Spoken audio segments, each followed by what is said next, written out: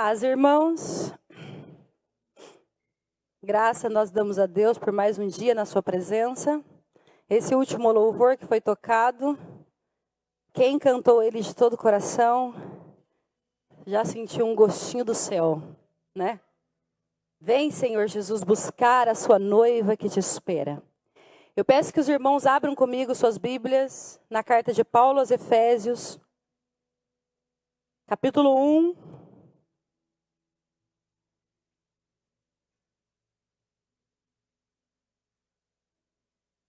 Efésios, capítulo 1, eu vou ler do 15 ao 19.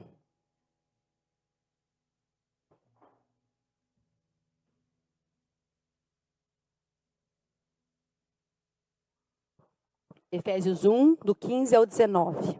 Diz assim: Por essa razão, desde que ouvi falar da fé que vocês têm no nosso Senhor Jesus e do amor que demonstram para com todos os santos, não deixo de dar graças por vocês, mencionando-os em minhas orações.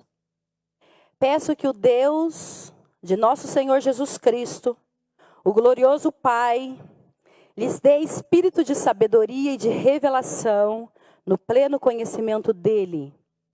Oro também para que os olhos do coração de vocês sejam iluminados, a fim de que vocês conheçam a esperança para a qual ele os chamou, as riquezas da gloriosa herança dele nos santos, e a incomparável grandeza do seu poder para conosco, os que cremos, conforme a atuação da sua poderosa força. Pai bendito, Pai maravilhoso, estamos aqui mais uma vez na tua casa, reunidos como teu corpo, a tua igreja, e não queremos sair daqui, Senhor, sem ouvir a tua voz. O Senhor já esteve presente em tudo que fizemos aqui, na adoração, nos louvores, nas orações, nas ofertas. E agora estamos aqui diante da tua palavra, que é viva e eficaz. E tu diz, Senhor, que ela é mais afiada do que qualquer espada de dois gumes e é apta para discernir mentes e corações, alma e espírito. E nós estamos aqui porque queremos ouvir a tua voz, Senhor. Senhor, não deixa que os corações que aqui entraram saiam da mesma forma que entraram, mas sejam revestidos e transformados com o poder da tua força. Espírito Santo, coloca nos meus lábios a sabedoria para colocar em palavras aquilo que o Senhor já falou no meu coração. Em nome de Jesus, eu te agradeço. Amém. Essa passagem aqui é a passagem que eu fiquei meditando lá quando na minha viagem muito. E eu transformei ela num sermão, e quando o pastor me pediu, Neuza, você pode trazer domingo, dia 27, a palavra, ela estava já no meu coração há algum tempo. Eu falei, eu vou compartilhar com os irmãos, então, o que Deus tem colocado no meu coração. E é incrível, porque a gente precisa fazer isso, né? Todas as vezes que o Espírito Santo te traz algo profundo, não é para ficar só com você. Não é só para colocar diante de você algo para você ver, algo que mexe com você e te transforma de alguma forma. Mas é para você compartilhar com a igreja de Deus, porque somos um corpo, né? Vivemos em unidade e o autor de Hebreus ele vai falar, né, que nós devemos esforçar uns aos outros para nos ajudar uns aos outros, ainda mais que sabemos que se aproxima o dia.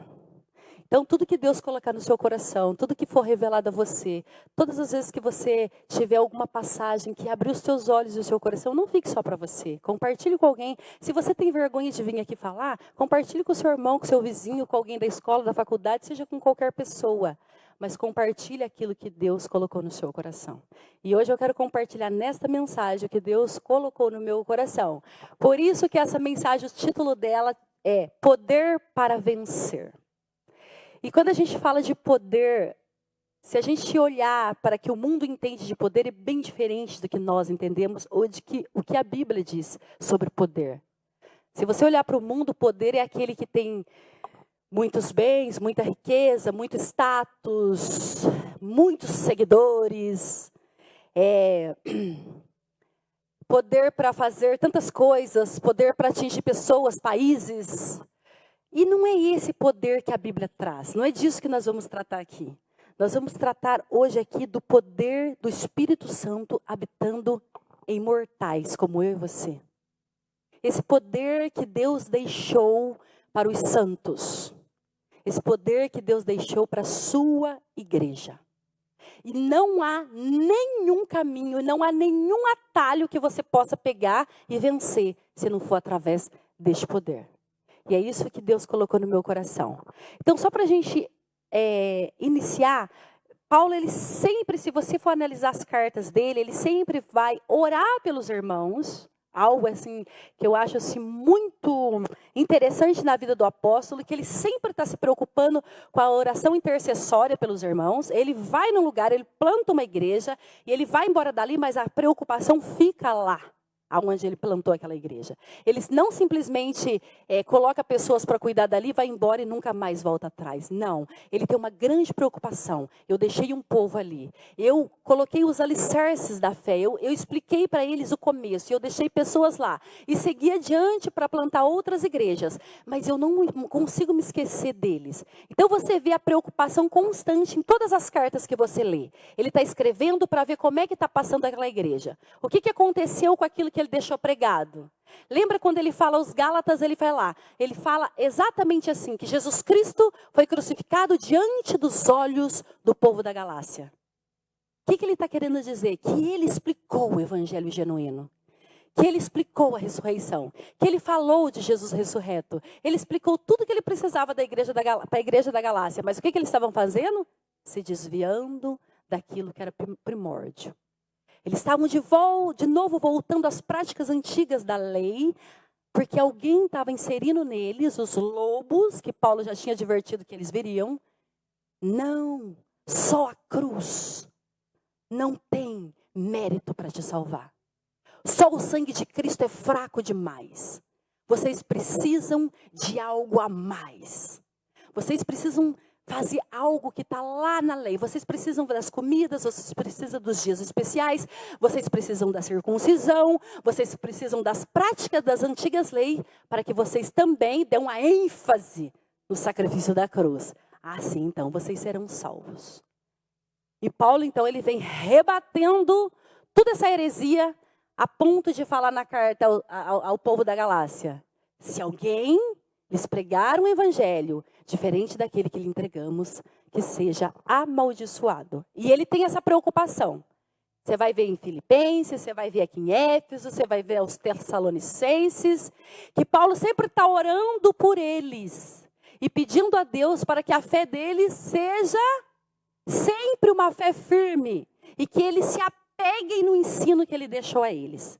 E como ele faz isso, aqui em Éfeso não é diferente. Ele ora e ora agradecendo a Deus, porque ele ouviu que a fé deles está constante. Que aquele povo não se desviou. Ao contrário dos irmãos da Galácia, que estava querendo voltar às antigas práticas, o povo de Éfeso, os irmãos de Éfeso, ele ouviu falar que eles estavam constante na adoração deles. Então ele se põe a orar. Por qual razão Paulo se põe a orar? Será que é só por causa da fé que eles estavam tendo? Não, ele está dando graça por todas as bênçãos. Eu não vou ler todo o capítulo, porque o nosso tempo aqui é curto. Mas se você ler o capítulo 1 de Efésios, é magnífico. De tantas bênçãos que Paulo está declarando ali para aquela igreja. E ele está dando graças a Deus, agora a partir do versículo 15, por todas as bênçãos que Deus colocou no coração daqueles irmãos. E por causa da fé perseverante que eles têm. É isso que ele está falando até o verso 14. Então ele começa no versículo 15 dizendo que ele está orando por essa razão. Por quê? Porque Deus escolheu aquele povo, como escolheu nós, para sermos adotados na família de Deus. E quer saber? Eu nunca ouvi falar de ex-filho. Você pode falar de ex-marido, de ex-esposa, de ex um monte de coisa. Mas nunca ouviu falar de ex-filho. Você já ouviu falar de ex-filho ou ex-pai? Pode acontecer o que for com seu filho ou com a sua filha. Ele vai ser seu filho sempre. Você sempre vai ser o pai e a mãe dele. Deus nos adotou em sua família. E ele está tratando disso aqui nesse capítulo. Que ele nos adotou aqui no capítulo 1, até o verso 14 ele vai falar isso. como filhos dele. E Paulo está dando graças a Deus que uma vez filho, sempre filhos. Filhos de Deus, adotados e selados com o Espírito Santo. Isso não pode mudar.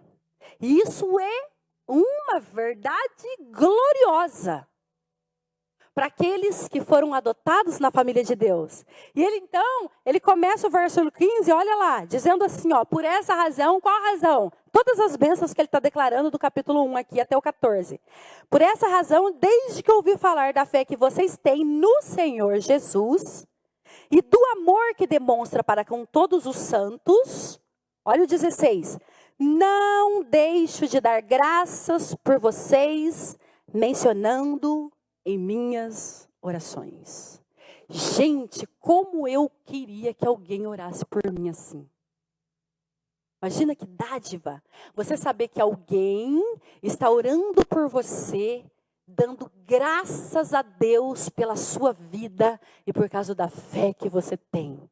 E te pedindo e pedindo mais ainda que Deus transborde agora e opere cada vez mais, que você se encha disso e que seja perseverante até o fim. Paulo está orando para esses irmãos dessa maneira. E ele parece que o coração dele transborda em saber por quê. Porque ele fez o que tinha que fazer, ele fez o que Jesus mandou ele fazer. E agora ele está colhendo os frutos disso. Se você vê lá na carta da Galácia, para os irmãos da Galácia, a carta aos Gálatas, ele vai falar assim, irmãos, temo, e Paulo teme, que os meus esforços por vocês tenham sido em vão. Por que Paulo está temendo isso? Porque o mesmo Paulo que plantou todas as igrejas e orou por todas, também fez a mesma coisa com os irmãos da Galácia. Só que ali, aquela igreja estava titubeando na fé, pensando que será mesmo então que eu preciso me circuncidar? Será mesmo então? Está colocando em dúvida aquilo que Paulo já tinha declarado. Então ele está assim, eu temo que os meus esforços por você tenham sido em vão. E ele diz que ele está orando e gemendo como uma mulher que tem dores de parto. Até que aqueles filhos da Galácia fossem gerados. Gerados em quê? Gerados no poder do Espírito Santo. Para que então possam perseverar. Vai, eu te gerei. E agora o Espírito Santo fez a obra completa. E agora vocês têm condição de caminhar perseverante nessa fé. Paulo está orando e ele tem grande tristeza ali na carta para os irmãos da Galácia. Porque você vê a aflição do coração dele. Por quê? Porque os irmãos estão se desviando da fé.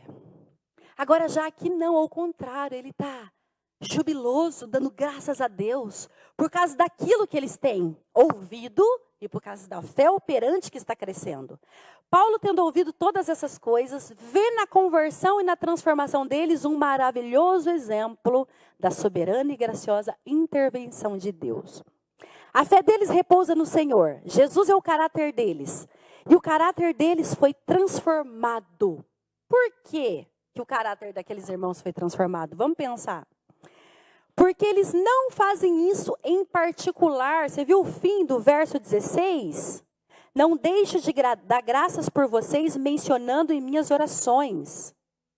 Por quê? No verso 15, final do verso 15.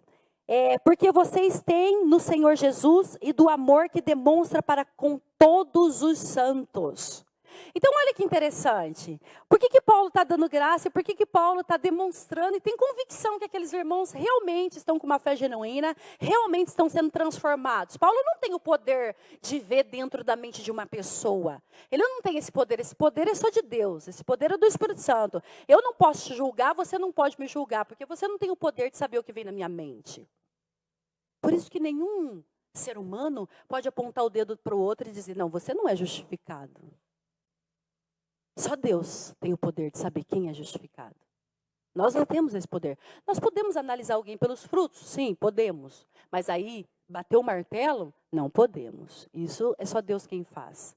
Mas por que parece que Paulo está convicto aqui então? Nossa, esses irmãos realmente estão sendo transformados. E estão sendo transformados. E estão crescendo em fé. E eu dou graças a Deus. E eu oro em favor deles. E eu estou feliz por isso. Por quê? Olha a ênfase. Porque eles demonstraram o seu amor para todos os santos. Isso é muito interessante.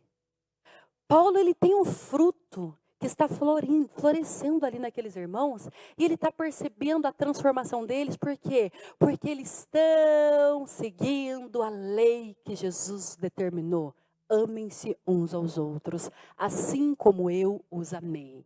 Vocês devem amar uns aos outros. Com isso, todos saberão que são meus discípulos, se vocês amarem uns aos outros. Olha que interessante. O autor de Hebreus, ele vai falar assim: irmãos, não estou dizendo isso porque, para entristecer vocês. Mas ele fala, porque vocês amaram o Senhor, e o Senhor sabe que vocês amaram Ele. Por quê? Porque ajudaram os santos e continuam a ajudá-los. Então, é aquilo que Jesus falou, quando você faz para um pequenino, quando você faz para o seu irmão, é para Deus que vocês estão fazendo. Quer demonstrar o seu amor para Deus? Amem uns aos outros. Quer viver de acordo com a vontade de Deus? Amem uns aos outros. Quer alegrar o coração do Pai Celestial? Amem uns aos outros. E por isso que Paulo está regozijando aqui. Porque ele percebeu que esses irmãos estão amando uns aos outros. Porque ele dá ênfase aqui no versículo 15. Que eles estão realmente amando uns aos outros. Olha que interessante. Por isso Paulo dá graças a Deus por eles. E por que o agradecimento é a Deus e não aos irmãos?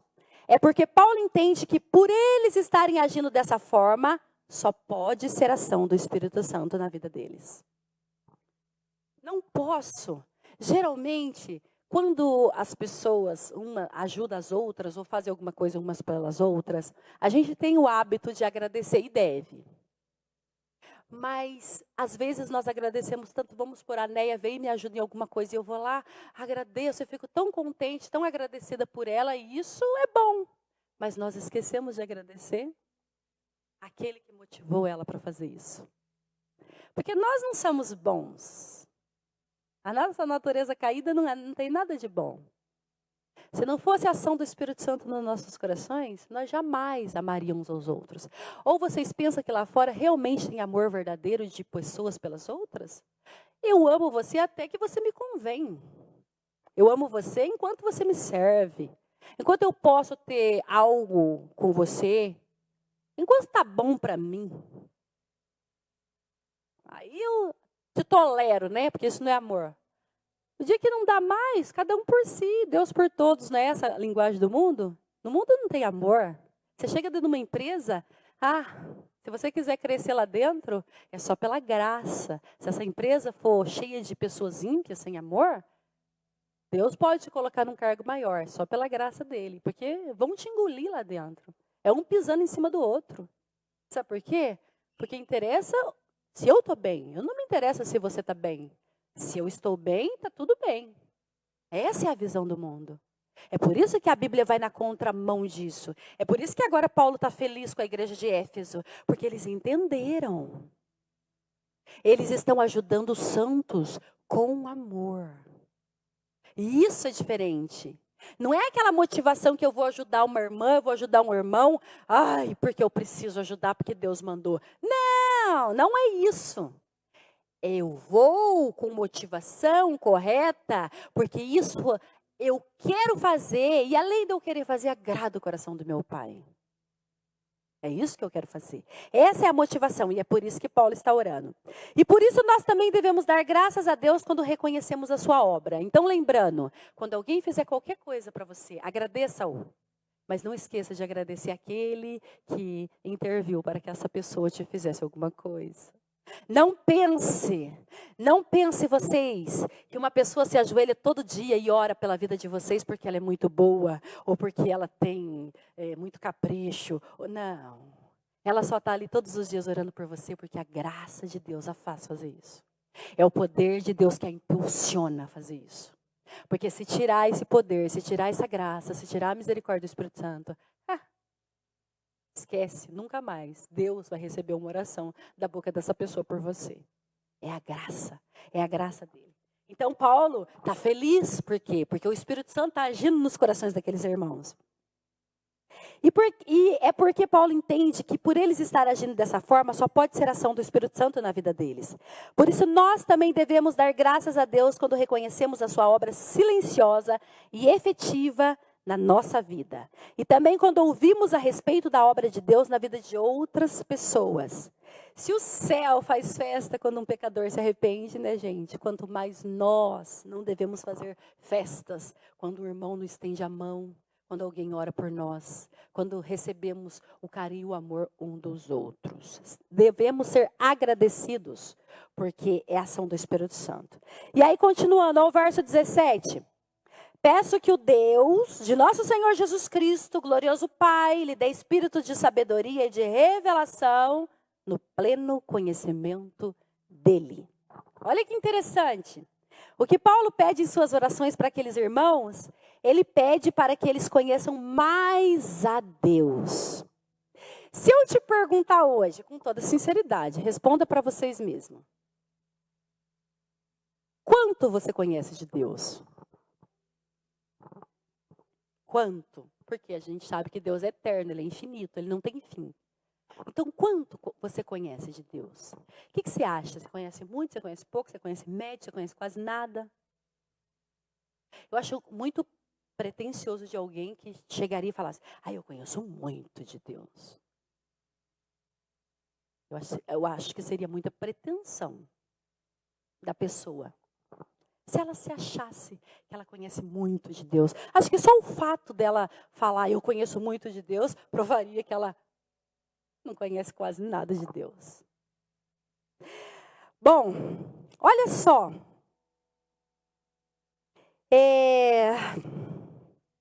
Seria muito estranho alguém responder, eu conheço muito de Deus. Analisem, vamos analisar. Vocês acham que Paulo conhecia bastante de Deus? Eu, particularmente, eu acho que sim. Ele teve seu encontro com Deus na entrada de Damasco, e daí por diante seu relacionamento com Deus só aumentou.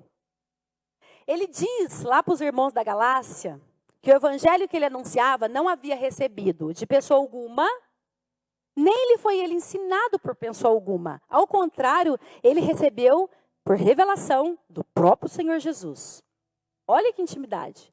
Para mim, ele conheceu muito. Além disso, ele foi levado ao terceiro céu e viu coisas que ele não podia falar, coisas lindas que não podia ser revelada a ninguém. Quanta intimidade. Só alguém muito íntimo tem isso. Então, na minha visão, Paulo conheceu muito de Deus. Bastante. Quem dera eu conhecesse a terça parte que Paulo conheceu. Olha só. Só quem tem intimidade tem todas essas coisas que Paulo tem. Mas mesmo assim, Paulo não se deu por satisfeito. Ele sabia que sempre haveria mais para conhecer. Ele nunca se deu por satisfeito. Eu conheço bastante de Deus. Chega. Olha o que Paulo diz. Lembra aos Filipenses? Quero conhecer Cristo. O poder da sua ressurreição. Como assim, Paulo? Você podia ser qualquer um de nós, a gente entenderia, mas Paulo quer conhecer Cristo. E olha, quando ele escreve essa carta aos Filipenses, ele já está quase no final do seu ministério. E Paulo quer conhecer Cristo. Constrange a gente, né? Paulo falar que quer conhecer Cristo. Ele quer conhecer Cristo, a gente conhece o que de Cristo? Mas ele diz isso. E ele fala, porque ele sabe que o conhecimento de Deus é uma fonte que jorra por toda a eternidade. Paulo sabe que Deus é eterno e não tem um fim para conhecer Deus. O que a gente vai fazer no céu por toda a eternidade? Conhecer Deus. E Paulo sabe disso, e ele quer mais, e ele quer mais, e ele quer mais. E o mais incrível é que Paulo não pede só isso. Ele ora para que os irmãos também sejam beneficiados com esse conhecimento pelo espírito de sabedoria e revelação enviado por Deus. Paulo não é egoísta. Ele não fala assim, eu quero conhecer Cristo. Vocês, cada um por si. Eu vou correr atrás do meu. Não, ele quer conhecer, mas ele ora para que os meus irmãos também, para que o Senhor, Espírito Santo, também coloque o desejo nos corações dos meus irmãos para querer mais. Eu quero conhecer mais de Cristo. Tem mais? Tem. Tem muito mais? Tem. Jesus falou que é uma fonte inesgotável.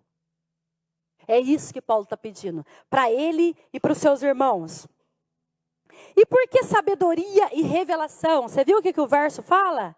Pai, que lhes dê espírito de sabedoria e revelação no pleno conhecimento dele, para que podemos conhecer o verdadeiro Deus das Escrituras. Do que Paulo está tratando aqui? Conhecer mais a Deus. Ele está orando para aqueles irmãos, vocês já estão na fé, vocês já estão certos, já estão no caminho, eu estou feliz por isso. Mas agora eu estou orando para que vocês conheçam mais a Deus. Porque não vocês estão certos, mas não é só isso, tem mais, tem muito mais. Então eu vou orar para que vocês conheçam mais. É isso que Paulo está falando.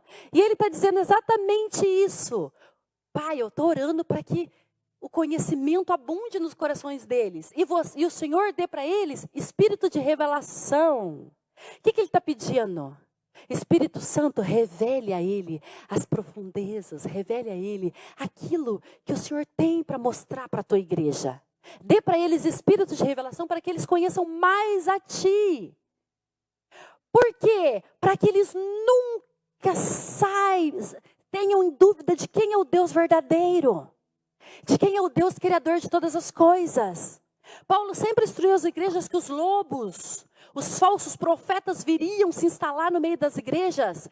Eles vinham com heresias. E o que é heresias? O Abel falou aqui quinta-feira. O que é o discernimento? É você saber entre o certo e o errado? Não, isso aí é fácil. Entre o bem e o mal, isso aí também é fácil. Qualquer um sabe. Todo mundo sabe que não pode roubar, não pode matar, não pode adulterar, não pode fazer isso. Esse é ruim, esse é mau. Isso é muito simples. O que é o dom do discernimento que é só dado pelo Espírito Santo e só para a igreja? Só para aqueles que são templo do Espírito Santo. Sabe o que é? Spurgeon fala isso. É você ter sabedoria para discernir entre o certo e entre o quase certo. Sabe? Aquela mensagem que você ouve e você fala, nossa, é a palavra de Deus. Mas quando você vai prestar bem atenção, você fala, tem alguma coisa aqui que não bateu. Tem algo camuflado nessa palavra. Esse é o espírito de sabedoria que Paulo está entregando e pedindo para Deus, para aquela igreja. Que eles conheçam a Deus. Lhes dê espírito de sabedoria para que eles saibam quem é o verdadeiro. Por quê? Porque o mundo prega muitos deuses. Se você for olhar para os muçulmanos, eles falam de Alá, o Deus único e verdadeiro para eles. Contudo, Jesus é apenas um profeta. Bom, filho de Maria, mas nunca o filho de Deus. Porque ele não é Deus. Quais são as religiões que você pega hoje e prega Jesus, o Filho de Deus? Co-igual a Deus. Eterno como Deus. As religiões não falam isso. Mas olha que interessante que Paulo fala. Por que Paulo dá essa ênfase? Eu estou orando para que vocês tenham conhecimento de Deus. Olha o que ele fala no versículo 17. Peço que o Deus de nosso Senhor Jesus Cristo... Quem é o Deus de nosso Senhor Jesus Cristo? Eu estou lendo na NVI. Olha só o final do versículo, ele vai falar. O glorioso Pai. Opa! Paulo está aqui escrevendo para aquela igreja. Eu estou orando para que vocês conheçam mais de Deus. Que Deus? O Pai do nosso Senhor Jesus Cristo. A ênfase do Deus verdadeiro é que Ele é Pai do nosso Senhor Jesus Cristo. Esse Deus não tem como errar. Ele é o Deus que tem que ser conhecido. Porque se o o Espírito Santo não nos dá espírito de sabedoria, para que a gente tenha discernimento entre o certo e o quase certo, podemos até cair na cilada do diabo para procurar outro Deus, achando que estamos seguindo os passos do Deus verdadeiro. Sabe por quê? Porque até o diabo é chamado por Paulo lá na carta aos Coríntios do Deus dessa era. Satanás também é um Deus, é o Deus do mundo. Há muitos deuses que o mundo prega. E Paulo já sabia disso, então ele ora. E eu acho incrível isso. O pastor falou de oração domingo passado e eu fiquei pensando, meu Deus, eu acho incrível. Deus dá uma sabedoria, um discernimento no coração desse apóstolo para colocar esse tipo de oração diante de Deus. Quando foi que você parou e orou para os seus irmãos assim, Senhor, dê para eles espírito de sabedoria e revelação. Coloque no coração dos meus irmãos mais conhecimento de Ti, ó Deus. Que eles possam Te ver mais, Te amar mais, conhecê-lo mais. Mas só pode fazer isso se eles tiverem a ação do Espírito agindo neles. Quando foi que a gente ora assim pelos nossos irmãos? A gente se lembra muito bem de pedir bênçãos materiais e físicas. E eu não estou falando que isso é errado. Deus fala, peça, bata, busque. Mas será que as nossas orações é só para aqui e agora? Será que tudo que eu tenho que orar para os meus irmãos é que eles tenham boa saúde física? Tudo que eu tenho que orar para os meus irmãos é que eles prosperem? É que eles vivam uma vida feliz aqui e agora? Veja as orações de Paulo, analise. Ele ora para que Deus dê espírito de sabedoria e revelação para a sua igreja. Isso é muito mais importante do que saúde física, do que dinheiro, de que qualquer coisa que essa vida terrena possa nos dar. O coração do apóstolo queima de alegria quando ele coloca diante de Deus aqueles santos e fala, Senhor, eu estou feliz porque a fé deles está perseverante. E agora eu peço mais para eles. Dê espírito de revelação. Para que eles vejam e conseguem entender o true certo e o quase certo. Porque senão serão consumidos. Hoje, se você for para a internet, para a televisão, seja lá o que for, não pode mais ouvir qualquer coisa. Não pode clicar em qualquer botão e achar que está ouvindo Deus falando. É tão difícil. Por quê? E as pessoas vão aos multidões. Deus está em todo lugar. Qual Deus? Qual é o Deus que está lá? O Pai do nosso Senhor Jesus Cristo. Esse é o dom do Espírito Santo. O dom de sabedoria e percepção. Que Paulo prega e fala para aqueles irmãos. Continuando, olha o versículo 18. Diz assim, ele ora também para que os olhos do coração de vocês sejam iluminados, a fim de que vocês conheçam a esperança para a qual ele os chamou, as riquezas da gloriosa herança dele nos santos. Olha que interessante, o que mais Paulo pede? Percebe que ele continua orando de acordo com as promessas contidas nas Escrituras? Ele quer que os irmãos conheçam a esperança para a qual Deus os chamou. Ele quer que os irmãos conheçam as riquezas da gloriosa herança. E qual é essa herança? Eu gosto muito de um texto do apóstolo Pedro. Tem vários textos da Bíblia que a gente podia ler para falar dessa herança. Mas eu amo o texto do apóstolo Pedro que ele coloca assim, 1 Pedro, não precisa abrir, eu vou ler aqui. 1 Pedro 3, capítulo 1, do 3 ao 5, diz assim, Bendito seja o Deus e Pai do nosso Senhor Jesus Cristo, conforme sua grande misericórdia, Ele nos regenerou para uma esperança viva, por meio da ressurreição de Jesus Cristo dentre os mortos. Herança essa que não pode perecer, macular-se ou perder o seu valor. Herança que Ele reservou no céu para vocês, para que por meio da fé sejam protegidos pelo poder de Deus. Uau! Essa é a herança que Paulo está dizendo, que agora orando para que Deus revele a eles que eles sejam alicerçados nessa esperança, que ela não pode macular, perecer ou perder o seu valor. Sabe por quê? Porque é Deus que deu. Se fosse outro que tivesse dado, você teria risco de perder essa herança. Mas foi Deus que deu. Ela não pode perder o seu valor. Por meio da fé, são protegidos pelo poder de Deus. E o apóstolo Pedro termina falando, até quando? Até chegar a salvação, prestes a ser revelada nos últimos tempos. Quando você tem esse discernimento dessa herança, o que mais pode acontecer? Eu tenho uma herança guardada e ninguém pode me tirar essa. Pode me tirar tudo. Tudo. Mas essa herança foi dada por Deus. Isso que Paulo está orando. O que mais ele pede? Olha o verso 19.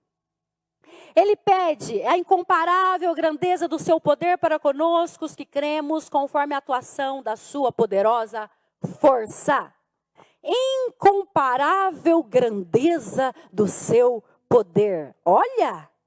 O que Paulo está pedindo? Será que Deus concede o seu grande poder para nós mortais?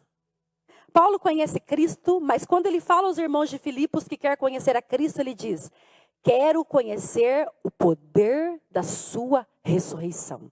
Lembra quando Paulo fala? Eu quero conhecer a Cristo, lá em Filipenses, o poder da sua ressurreição. Por que Paulo quer conhecer esse poder? Porque, gente, desde que mundo é mundo, a morte é o maior inimigo dos seres humanos.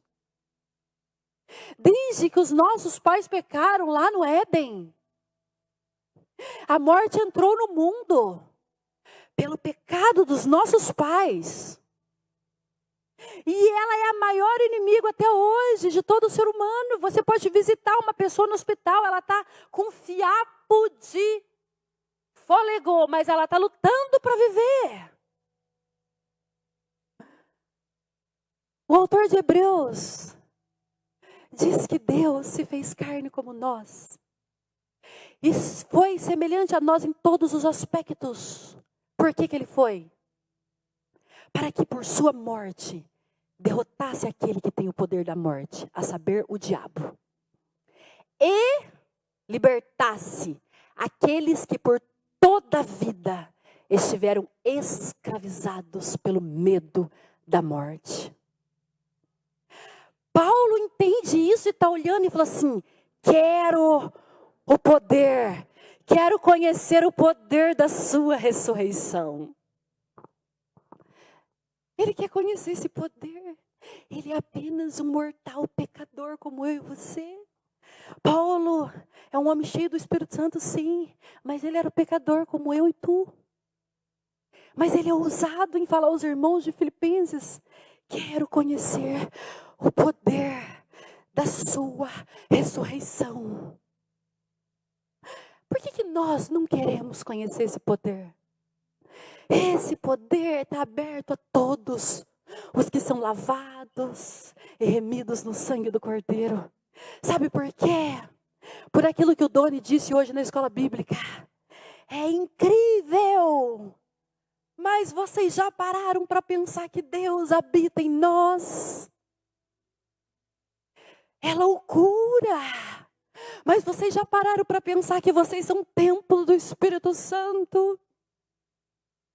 Se você parar para pensar, você pensa que vai endoidar, porque tem coisas que a nossa mente não alcança. Mas vocês já pararam para analisar que o meu corpo é a casa do Deus Criador de todas as coisas? Que o meu corpo é o templo daquele que fez tudo. Isaías diz que ele habita num alto e sublime trono, mas ele habita num coração contrito e humilde de coração. Isso é magnífico. Você já parou para pensar que Deus mora em você? E uma vez que Ele mora em mim e você, foi nos dado todo o poder. Nessa mesma carta, Paulo vai falar lá no capítulo 3. Ele ora pedindo mais uma oração ousada, dizendo que nós devemos ser cheios. Não de pouca, nem de média, nem de uma porção, mas de toda a plenitude de Deus. Como é isso? Como que todo esse poder pode habitar em meros mortais? Ah, irmãos, se a igreja soubesse o poder que ela carrega, o mundo das trevas se recuaria muito mais facilmente. Ah, se nós soubéssemos o poder que impera em nós. Eu não estou falando de poder que o mundo prega. Eu estou falando do poder que o Espírito Santo pode te dar. Sabe o que esse poder pode fazer com a gente? Esse poder pode dar força para você calar a hora que você quer falar algo que não lhe deve. Eu sofro muito com isso, sabe? Eu tenho essa fraqueza. Muitas vezes eu quero falar coisas que não é para eu falar. E Deus tem trabalhado tanto na minha vida com isso. Cale-se, Neuza. Eu não estou mandando você abrir a boca agora. Senhor, eu não tenho capacidade para ficar com a boca fechada. É mais forte do que eu. E ele diz assim, ó, eu tenho poder para te fazer calar. É só pelo meu poder que você vai ficar quieta. Você não tem mesmo capacidade para ficar quieta, mas a minha capacidade te faz ficar. Esse é o poder que eu quero. É disso que a gente está falando. Aquelas pessoas que não têm medo de falar. Então esse poder é para que você avance, fale, deixe de ser um covarde. Fale aquilo que eu estou colocando no seu coração para falar. Eu não posso, eu sou tímida, eu tenho vergonha, eu não tenho capacidade, você não tem mesmo. Mas é o meu poder que vai te dar essa capacidade para falar. É disso que nós estamos falando. Senhor, eu não tenho poder para sair desse pecado, eu estou patinando nele há anos. Ah, você não tem mesmo, mas é o meu poder que te aperfeiçoa a cada dia, para que você saia dele. Porque o que é a vida de santificação? A vida de santificação é hoje eu ser melhor do que ontem. E amanhã eu estar melhor do que hoje. Até que eu chegue à estatura de varão perfeito. Semelhante ao meu irmão mais velho, Jesus Cristo, o Filho do Deus vivo. Essa é a vida de santificação. Sem poder, só com poder. Não temos capacidade nenhuma para fazer sem poder. É por isso que Paulo está orando e está pedindo, eu quero o poder dessa ressurreição. E ele continua, olha lá. Paulo diz aos irmãos de Coríntios que o último inimigo a ser destruído é a morte. Lembra lá de Coríntios, capítulo 15? Ele vai dar uma ênfase sobre a ressurreição, aquele capítulo todo. E ele diz que quando Jesus vier, ele derrotará. Porque é necessário, antes dele vir, é necessário que ele coloque todas as coisas debaixo dos seus pés. Todo o domínio, toda a autoridade e poder. O último inimigo a ser derrotado, Paulo deixa a ênfase lá em Coríntios. É a morte. É engraçado, por que a morte é o último inimigo a ser derrotado? Porque ela é poderosa. Gente, hoje a morte amedronta até cristãos genuínos, nascidos de novo. Ela tem esse poder de amedrontar. Então ela tem poder. Você já viu, geralmente os filmes, quando a gente está vendo um filme, você vê que o mal, né, o vilão do filme, ele nunca morre na metade, ele nunca morre, ele só vai morrer no final. Por quê? Porque é poderoso. Porque o mocinho vai precisar juntar todas as forças agora para ir lá destruir o inimigo mais poderoso. Então, é o grande final do filme. Agora, a Bíblia diz que o último inimigo a ser derrotado é a morte. Mas a morte já foi derrotada. É isso que a gente esquece. Sabe por quê? Porque quando Jesus bradou naquela cruz, Está consumado. Entregou nas mãos do Pai o seu Espírito. Ele foi retirado dali e colocado num túmulo. Mas ao terceiro dia ele ressuscitou.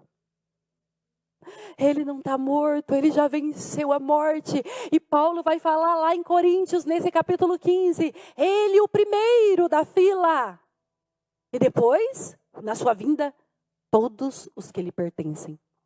Então, não é normal um crente genuíno que crê na ressurreição e crê que um dia vai ressuscitar com Cristo, ter medo da morte.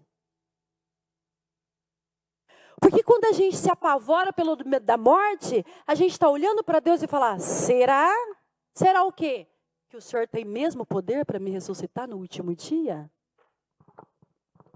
É esse poder que Paulo quer conhecer.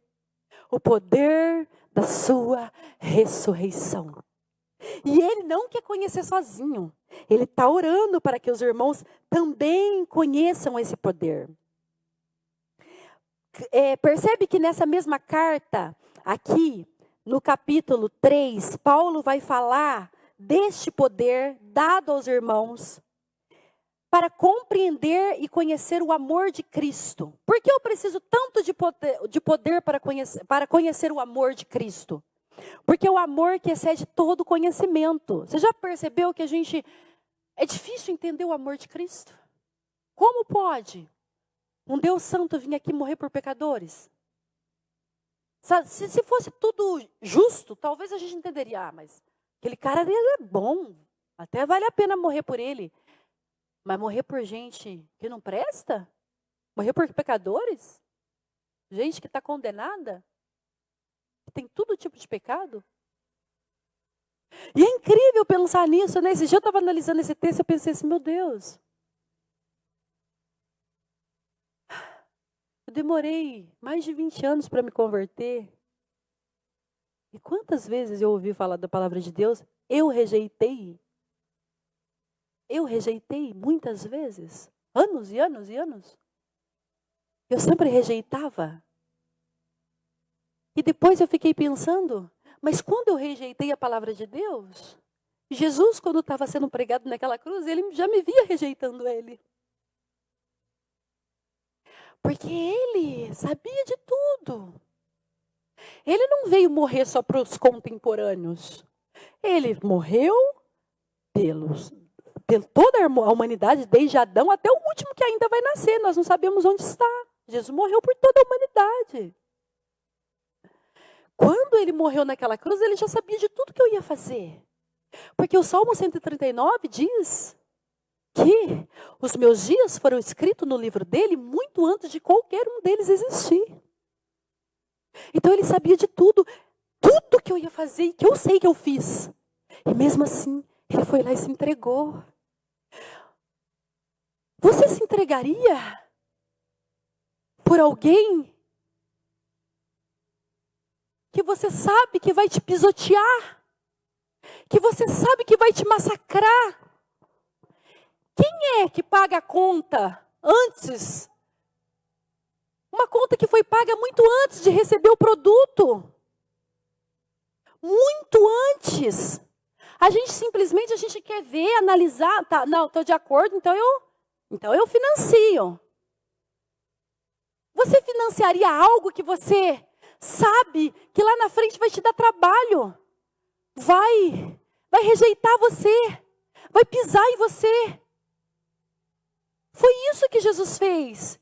Ele se entregou, sabendo de tudo que nós faríamos para Ele. Ele foi 2.000 anos, há mais de 2.000 anos atrás, Ele sabia de tudo. Mesmo assim Ele foi lá. Você consegue compreender a profundidade e a imensidão e a largura desse amor? É isso que Paulo está falando. Vocês precisam de poder para conhecer esse amor. Só pelo poder do Espírito Santo que é conhecido. Nós não temos poder para conhecê-lo sem a ação do Espírito Santo. Só com o poder dele. Porque é algo que para o mundo é loucura.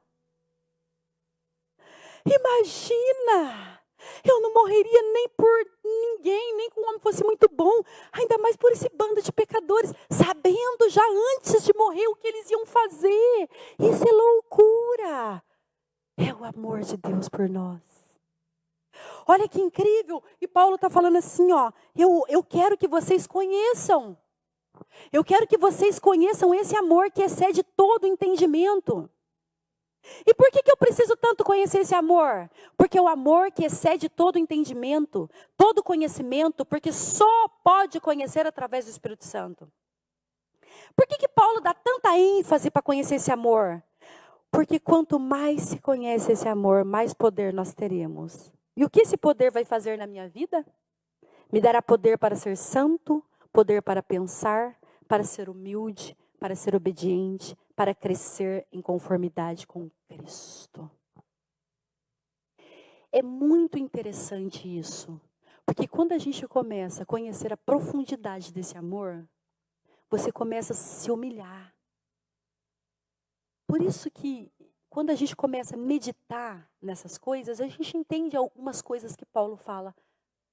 O seu amor me constrange.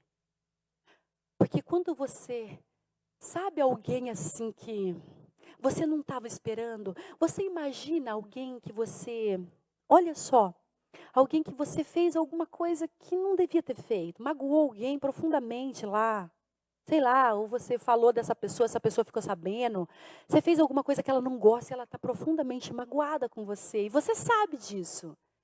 E de repente, ela bate na sua porta, te dá um abraço e te traz um presente. E fala, apesar de tudo que você me fez, eu te amo. Eu duvido que isso não ia constranger você. Você ia ficar, o que eu fiz? E isso que parece que Paulo está falando ali. Por que o senhor tinha que me amar tanto? Por que o senhor já não me pegou e não me atirou direto no inferno? Era tudo que eu merecia. O senhor nunca tinha deixado de ser justo. Era tudo que eu merecia. Era isso que o senhor devia ter feito. Me lançado nas profundezas do abismo, porque eu merecia ir para lá. Mas não, por que o senhor teve que me amar tanto? É esse poder que Paulo está falando. Conheçam desse amor.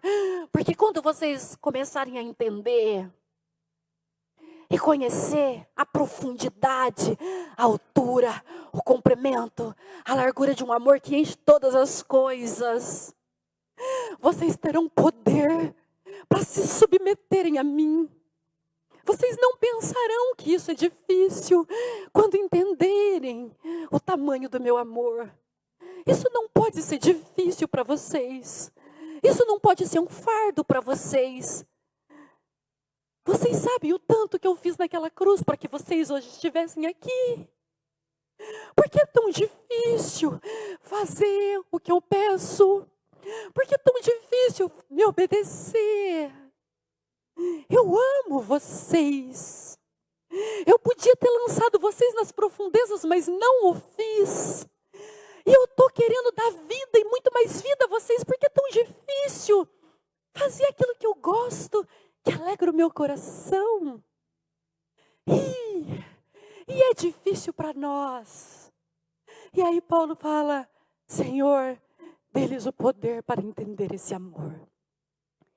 E eu orei, e tenho orado bastante, pedindo, Senhor, eu quero esse poder para entender esse amor. É claro que eu nunca vou entender esse amor na sua plenitude, porque ele é grande e infinito, mas eu quero entender aquilo que o Senhor pode me revelar dele. E quando eu entender esse amor, não importa mais o que vai acontecer comigo. Não importa se hoje eu estou aqui, e se é amanhã, seja lá onde que Deus vai me mandar. Não importa se eu estou doente, se eu estou fraca.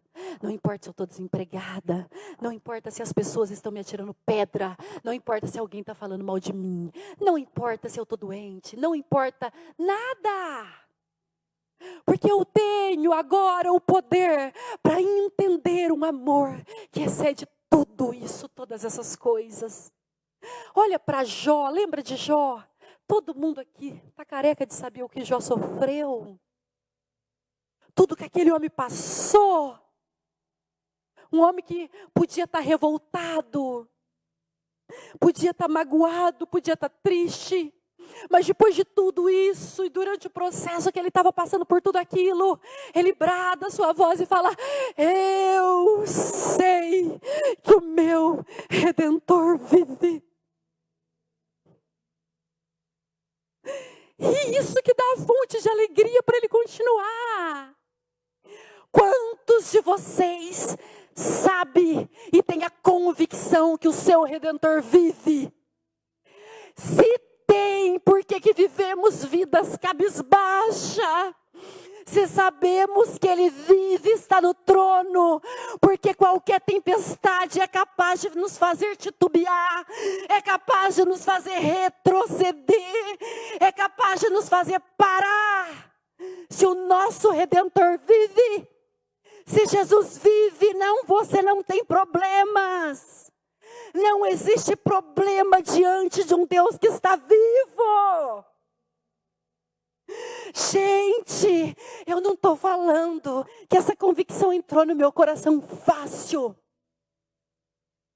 Talvez eu tive que perder o 7º filho para entender isso. Sabe quando eu estava ali naquela cidade chorando amargamente pelo meu 7º aborto, Deus me falou: por que chora tanto por um filho? Se você é habitação minha, se você é templo do meu Santo Espírito, será que falta alguma coisa para você, uma vez que você é minha casa?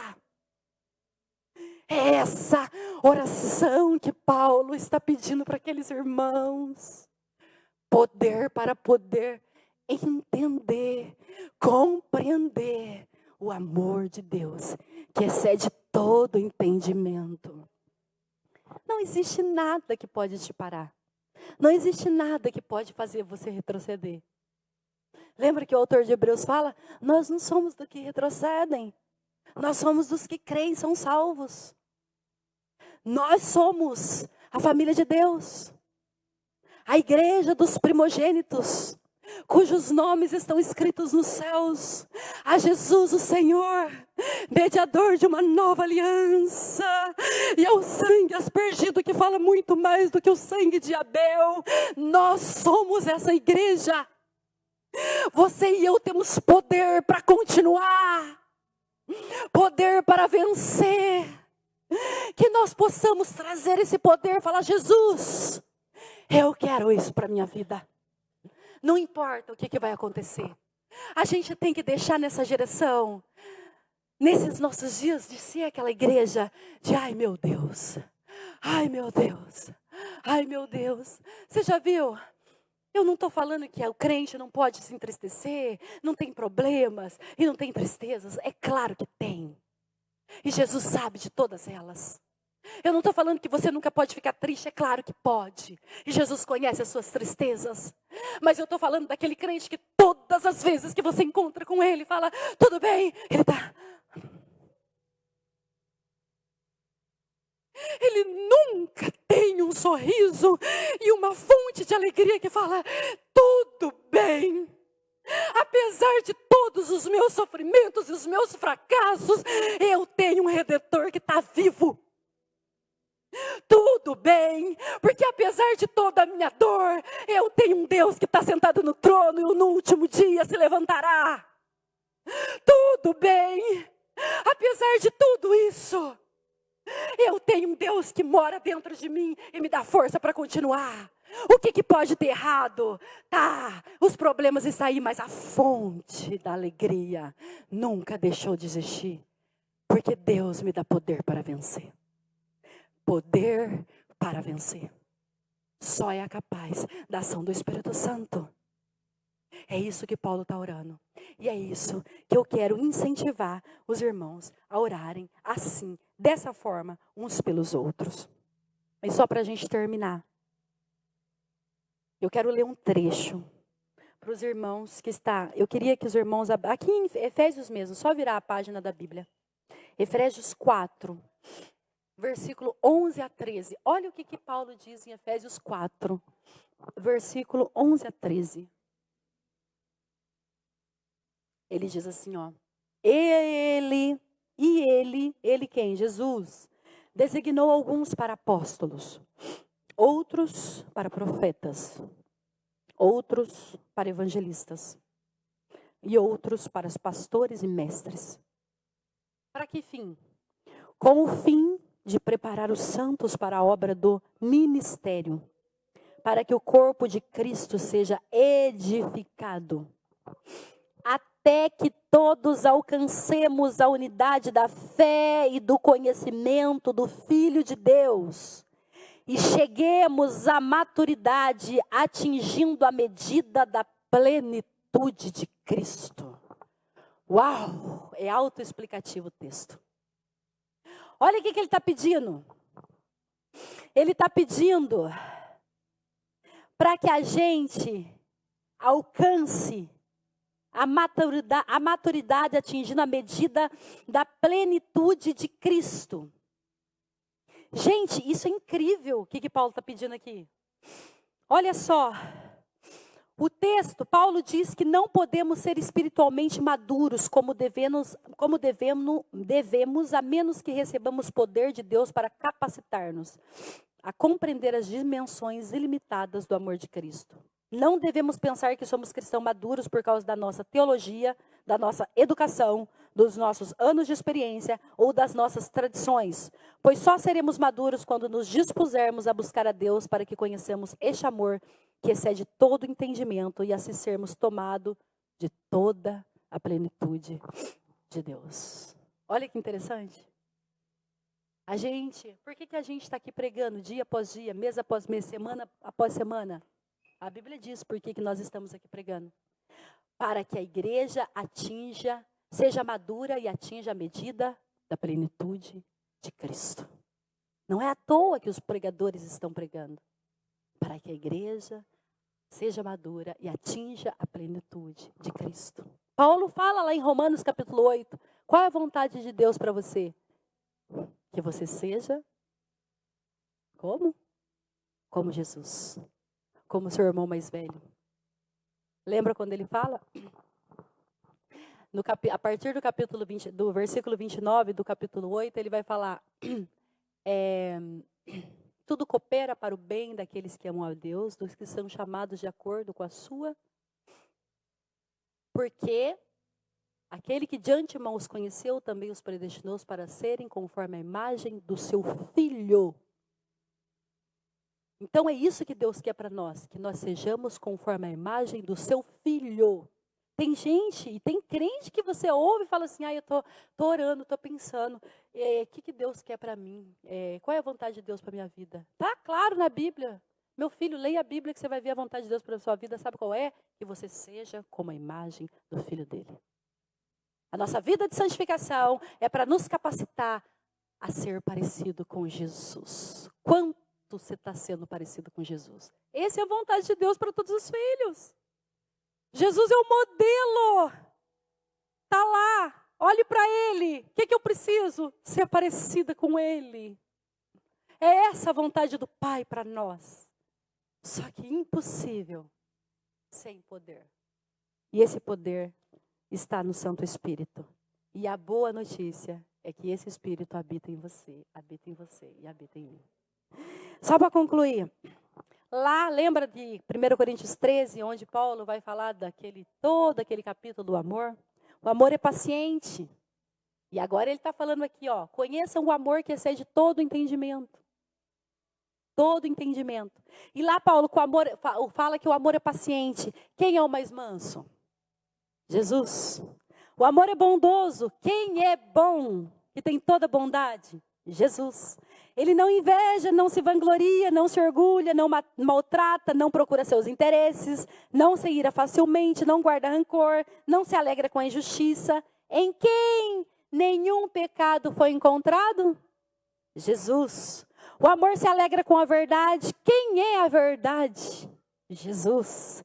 Tudo sofre. Quem sofreu tudo para que nós estivéssemos hoje aqui? Jesus. Tudo crê. Quem é a fonte da fé que nele não há dúvidas? Jesus. Tudo espera. Quem é longânimo, não querendo que ninguém se perca?